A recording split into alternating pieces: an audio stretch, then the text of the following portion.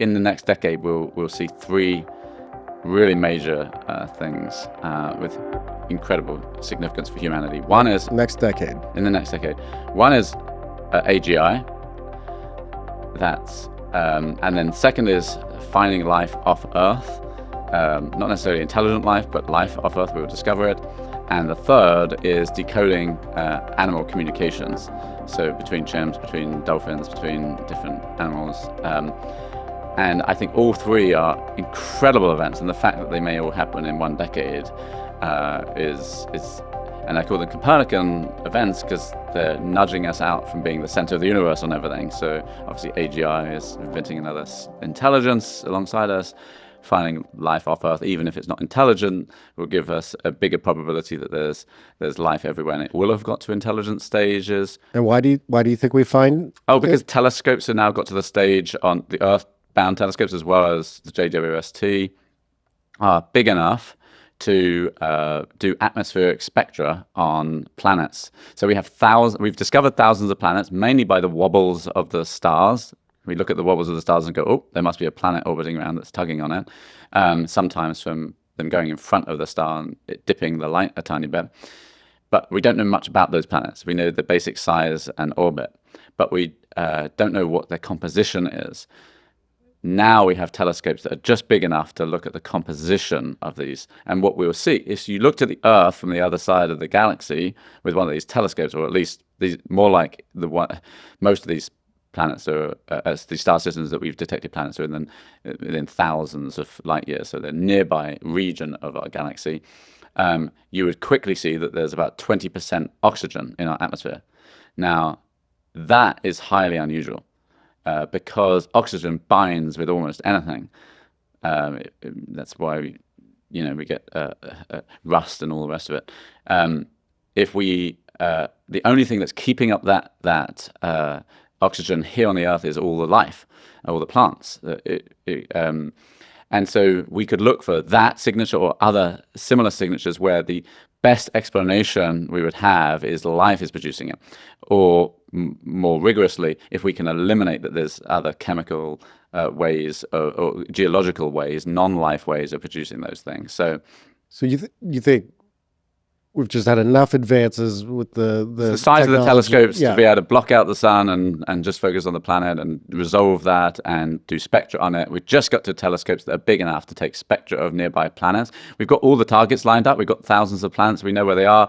We now need to look at them with these new next generation of telescopes. And I think it's just the chances of us. I think we'll get to the point of having a signature that we say the best explanation by far is life within the next 10 years. It won't be certain. We won't have visited it. We won't have had a little green man wave in the telescope. If we can talk to animals, I feel like it's going to go really bad for us. But, fascinating, of course, and would 100% want. But those first discussions, I don't think humans fare very well in what the animals have to say back. They might be pretty pissed off, since we just wiped out most of them. But I think it would be fascinating, right? Like, what are they really talking about? What are they? And there's incredible. I mean, whales have been talking. If they've been talking for 70 million years. Wow. They know stuff. Like, can you tell us anything about that? Just imagine the culture that we could learn about. You think we're going to know what they say to each other? But we won't be. Well, no, then we can talk to them for sure. I mean, like it's an amazing precipice that we could, and then of course, I hope that it will expand our empathy circles to include them in the things we value. Right now, we don't really value life. It's going to be a lot harder to eat them when they're. I hope so. I really hope that's one of the consequences. Yeah. So, and you think that happens because AI helps like pattern match everything that's going on? Yeah, exactly. You're going to feed it all of this acoustic data and maybe even body language data or what have you for chimps, and it will start deciphering. And it may not be that sophisticated. Maybe the dog just says, "Hey, I'm hungry," or "I'm pleased to see you again," But I think we will discover some subtleties about their social behavior, and we'll certainly empathize more with their plight, even if it's a very simple. It might be like listening to toddlers that just start understanding language, right? So it's very simple, but it's interesting to understand their worldviews and what they see as interesting, what they question. And I think those three moments are all decentering humans from the middle, just like Copernicus decentered Oh, I see. And then, Earth.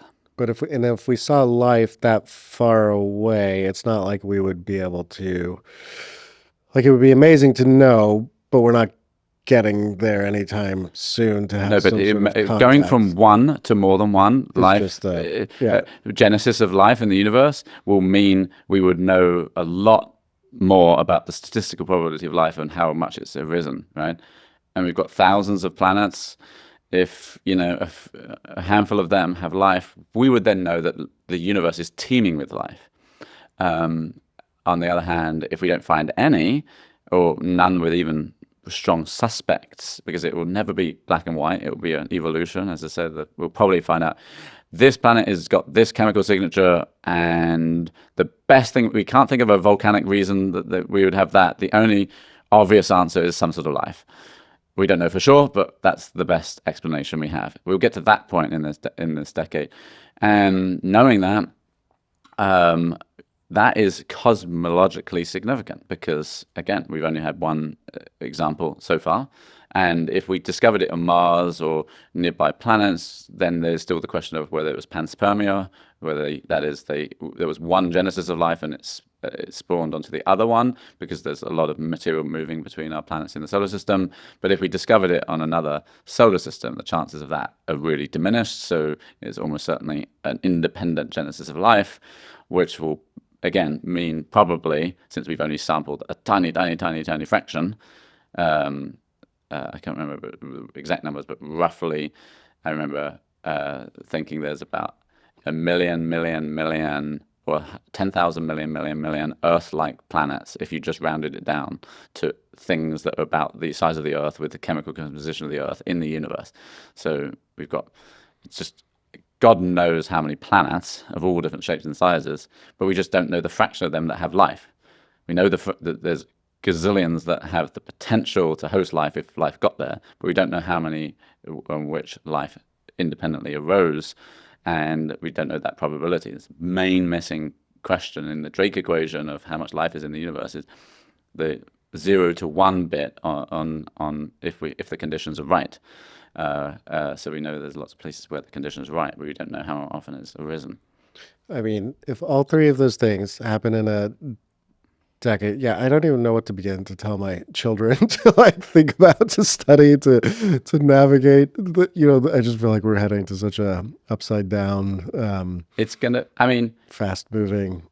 Yeah, I mean, my grand said it was amazing because she saw from horse cart to man on the moon, but this is much more dramatic a change in terms of the intelligence explosion and uncovering, and in terms of our position and place in the cosmos, more profound than any of those things. Got it.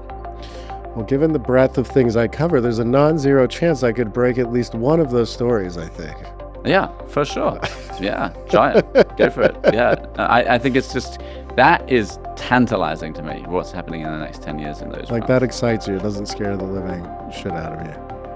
I think it's both. But mainly it's excitement, especially on the aliens. I mean, I can't wait to meet the aliens. No, but I mean, as I said, it's most likely non-intelligent, but still, knowing that there's life off Earth will be such a huge thing about life being teeming in the universe.